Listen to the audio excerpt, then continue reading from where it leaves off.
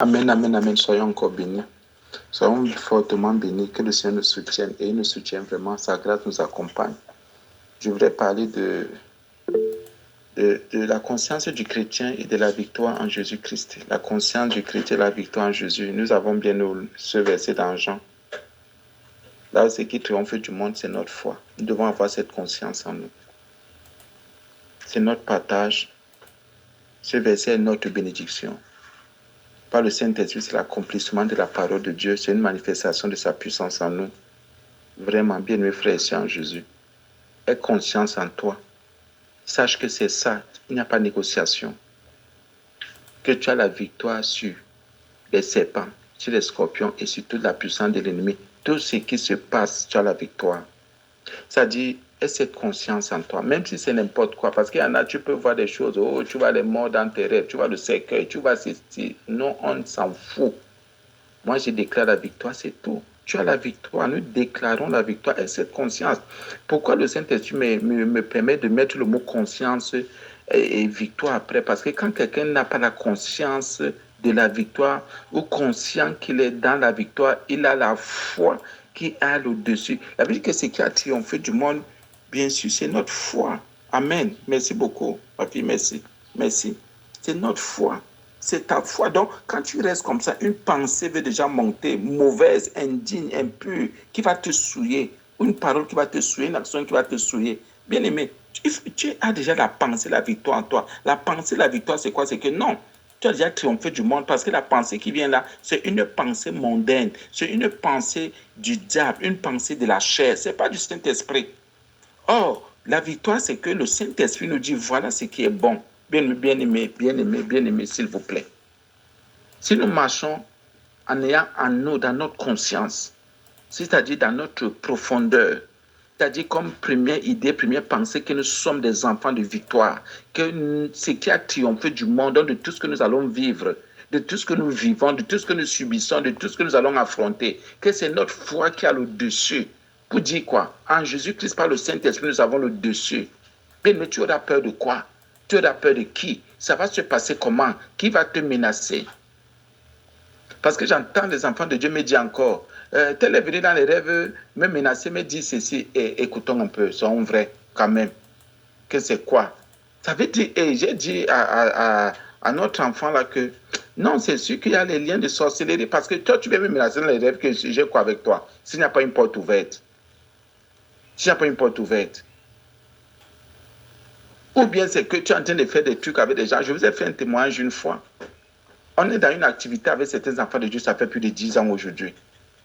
On arrive quelque part, on veut acheter, on veut faire, par la grâce de Dieu. Mais il y a une personne qui était une porte ouverte là-dedans. Puisque le propriétaire vient dire, vous ne pouvez pas avoir l'affaire ici. Écoutez, dans les rêves, dans le sommeil, quelqu'un vient me dire, c'est là que je dis que Seigneur, comment quelqu'un peut venir me dire, depuis quand quelqu'un me parle? Vous dites, ça fait plus de 10 ans. Et quand je me suis rendu compte plus tard, c'est qu'il y avait une porte qui était grandement ouverte. Ça peut toujours être nous la porte, ça peut être l'autre la porte. Mais toi qui ne discernes pas, tu vas commencer à te torturer. Non, tu as la victoire. C'est ça que nous devons toujours nous repentir. Nous devons toujours nous repentir et dire, Seigneur, j'ai la conscience. La conscience de Christ est en moi. La conscience de la victoire. La conscience que j'ai le dessus par la foi. C'est ma foi qui a triomphé, qui triomphe du monde. C'est la foi que tu as. Bien, mais la foi est une puissance que vous n'imaginez pas. C'est un élément spirituel que vous n'imaginez même pas. C'est pour ça que la Bible dit que sans la foi, il est impossible d'être agréable à Dieu. Bien, mais rassurez-vous. La foi, c'est un peu comme un enfant. Un enfant qui, prenons ça comme ça, qui est né. On voit une femme qui est enceinte.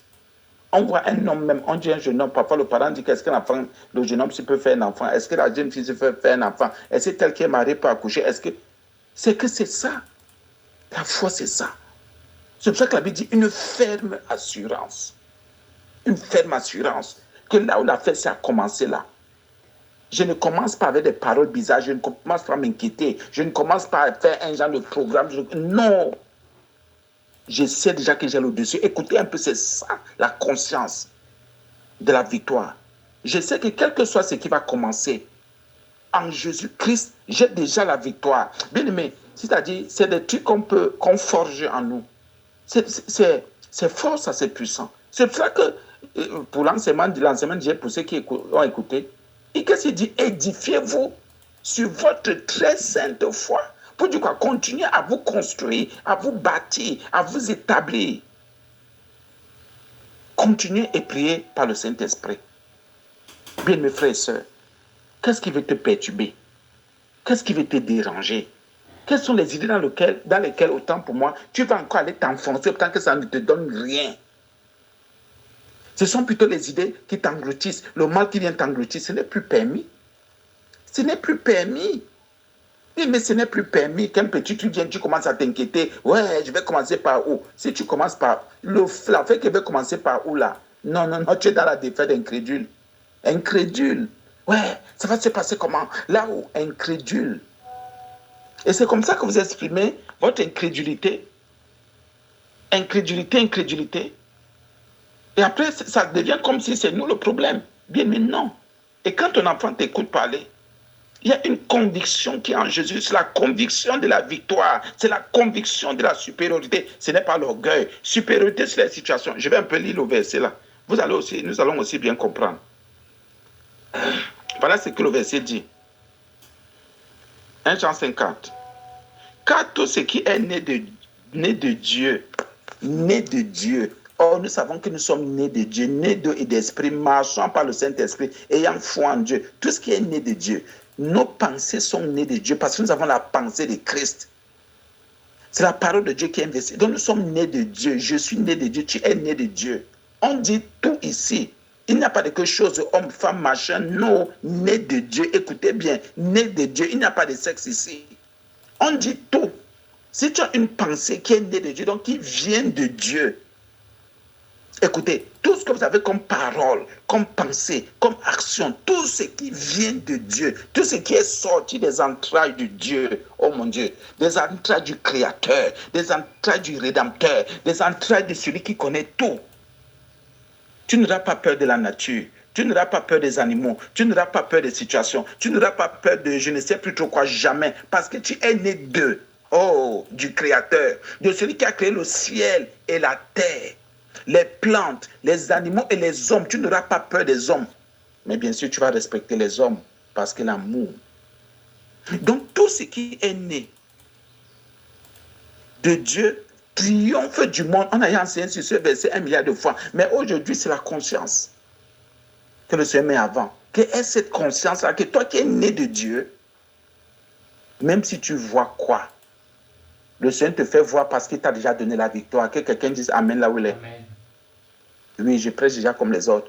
Donc, si tu as vu, sache que c'est parce que tu as la victoire. Si tu as connu, tu as entendu, c'est parce que tu as la victoire. Tu n'as pas entendu pour que cette histoire marche sur toi. Tu n'as pas entendu pour que cette histoire te tourmente. Tu n'as pas entendu pour que cette histoire te mette en colère. Tu n'as pas entendu pour que tu sois hors de tes gonds. Non. Mais tu as entendu, tu as vu, tu as vécu parce que tu as la victoire. Parce que tu as le dessus. Parce que tu triomphes. Et le Seigneur te montre que regarde comment tu as triomphé. Non, ça c'est une situation de défaite. Qui vous a dit que c'est une situation de défaite? Pourquoi tu veux venir confesser tes faiblesses dans ma vie? Ou dans la vie de ton mari, de ta femme, de tes frères et tes sœurs? Je dis jamais. La Bible me dit, et moi je reconnais, j'ai ça dans ma conscience, que si je suis né de Dieu, et comme je suis né de Dieu, mais c'est clair, je suis né de Dieu alors, je triomphe du monde. Bon, regardez tout ce qui est né de Dieu. Tout, hein. On ne dit pas tout le monde. Je reprends. Au nom de Jésus. Une seule pensée qui est née de Dieu, qui vient de Dieu, inspirée du Saint-Esprit, a la victoire sur toutes les autres pensées. Ah oui. Est-ce que tu sais que, bien-aimé, tout ce qui est de toi, en toi, a la victoire? Regardez même, je vais vous dire quelque chose qui va un peu vous déstabiliser et qui est vrai pour ceux qui ne comprennent pas. Pas dans le sens de vous déstabiliser, dans le sens de... C'est-à-dire pour vous éclairer dans l'éternité. Bien-aimé, je vais prendre l'exemple du cœur. Quelqu'un peut flécher ton cœur. Quelqu'un du monde de vie avait une pensée mauvaise. Ou bien une maladie cardiaque. Bien-aimé, parce que ton cœur est né de Dieu. Tu as un cœur, le cœur de Dieu. Ça ne peut pas. Boum, le cœur de Dieu aura le dessus. L'estomac qui a été restauré, régénéré, aura le dessus. Même ton être a le dessus. Même chaque partie de ton corps a le dessus, triomphe. C'est ça que normalement, nous, enfants de Dieu, nous devons être normalement en bonne santé.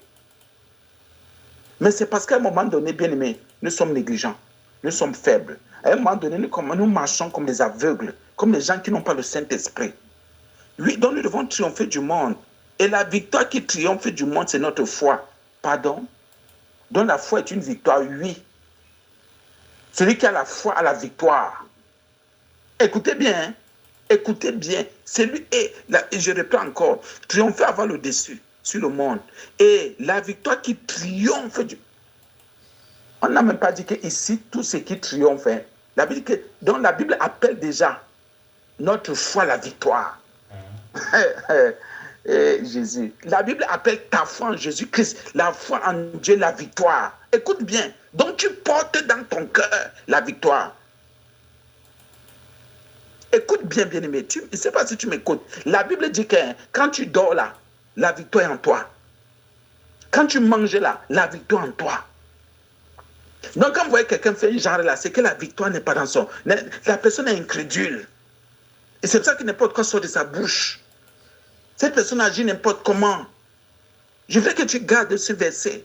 La Bible dit que et la victoire qui triomphe du monde. Non, je n'ai pas pu parce que tu n'as pas la victoire en toi. La foi, c'est la victoire. La foi n'est pas seulement la ferme assurance, mais la foi, c'est le dessus que tu as en Jésus-Christ.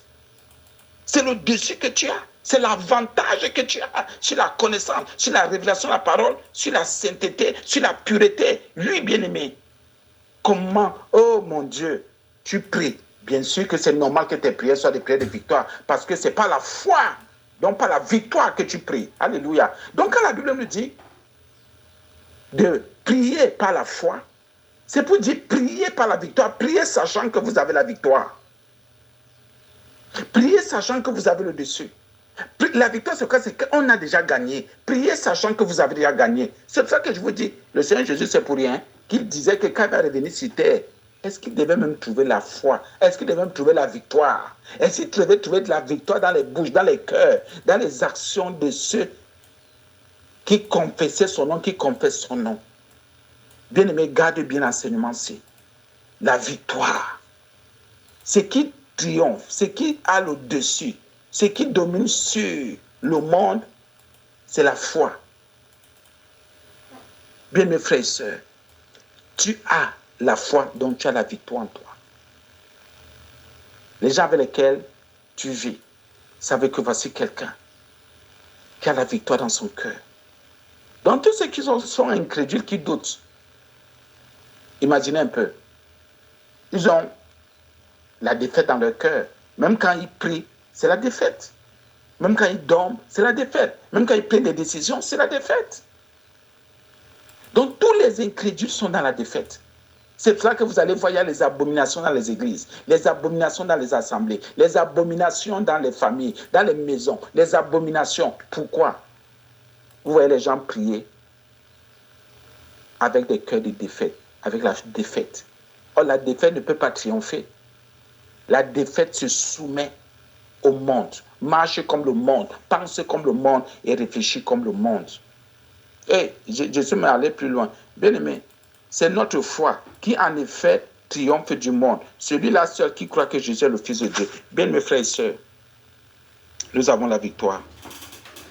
Et cette victoire vit en nous, elle est dans notre cœur. C'est la foi. Tu n'es aucunement dans la défaite. Même si on te méprise, on te dénigre, ce n'est que pour un petit temps. Quand tu auras la conscience que la victoire est en toi, les gens vont te respecter, les gens vont te chercher, les gens vont dire ce n'est pas vrai. On va dire que tu as marché, tu as même mis la main quelque part, tu as mis la main où? C'est parce que tu as cru en Jésus-Christ, Fils de Dieu, en la parole. Et maintenant, la victoire vit en toi. Je parle comme ça. Bien, mais tu es dans la victoire, hein. N'aie plus peur des rêves, des songes, du tout. Et justement, c'est parce que tu es dans la victoire que les gens, les démons veulent te déstabiliser. Nous ne combattons pas. Amen. Par la grâce de Dieu, soyons bénis. Que le Seigneur vous bénisse. Disons merci à Dieu par Jésus-Christ. Seigneur, je te dis merci. Parce que tu me rappelles encore aujourd'hui que j'ai la victoire et la foi, c'est la victoire. Donc j'ai le dessus. J'ai l'avantage sur tout ce que je vis, je rencontre. Si je pêche encore, c'est parce que je suis ignorant. Dans ma conscience, il n'y a pas encore le mot victoire. Le vocabulaire de victoire, dans le dessus, l'avantage. Si je pêche encore, si j'ai encore des pensées, des paroles hautes, des paroles bizarres, Seigneur, si j'ai des actions, un genre de regards, un genre, c'est parce que je n'ai pas compris que j'ai la victoire. La victoire sur le péché, le mal, les démons, les esprits méchants, la pauvreté, la misère, la souffrance, les maladies. J'ai la victoire. Je te dis merci pour ton peuple qui a compris. Impacte ce message. Impacte encore tous ces versets, que ces versets accompagnent ton peuple dans la sainteté, dans la victoire au nom de Jésus. Parce que la victoire est dans nos cœurs. Merci Seigneur Jésus pour tout ce que tu fais. Merci pour ce peuple qui est saint. Ce peuple qui te connaît et qui ne compte que sur toi. Merci pour tout ce que tu fais. Au nom de Jésus. Amen.